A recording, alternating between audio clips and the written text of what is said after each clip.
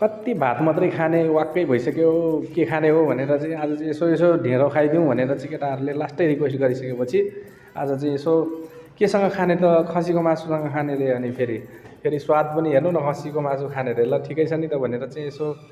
चट्टै 1 किलो मासुमा चाहिँ चट्टै यसरी चाहिँ यसलाई रातो मासुलाई चाहिँ चट्टै यसरी काट्योवरी धोइवरी चट्टै यसरी कुकरमा चाहिँ हालेर चट्ट प्याज खोर्सानी सबै अब जे लाउनु पर्ने टमाटो समाटो तेजपात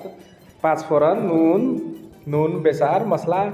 र लास्टमा चाहिँ तेल हालेर चाहिँ मजाले यसलाई म्यारिनेसन हुनेछले चाहिँ मजाले लम मुछेर चाहिँ हैन मुछेर मजाले म्यारिनेसन यसरी भइसकेपछि अब चाहिँ यो कुकरको मजाले यसरी ग्यास बालेर चाहिँ कुकरमा चाहिँ यसरी सट्ट कुकरको बिर्को लाइवरी मजाले यसको पानी निक्लेर मजाले पाक्ने चाले चाहिँ पकाउने र लास्टमा अलिकति पानी थपिदिने र यो यता ढेँडो पनि यसो पकाउँदै गर्ने मजाले तातो पानी गरेर ढेँडोलाई पनि चट्ट यसरी पकाउँदै गरेपछि मजाले छ्याट्ट ढेँडो र खसीको मासु ओहो ल हेर्नुहोस् अब धनियाँ यसरी धनियाँ लाएर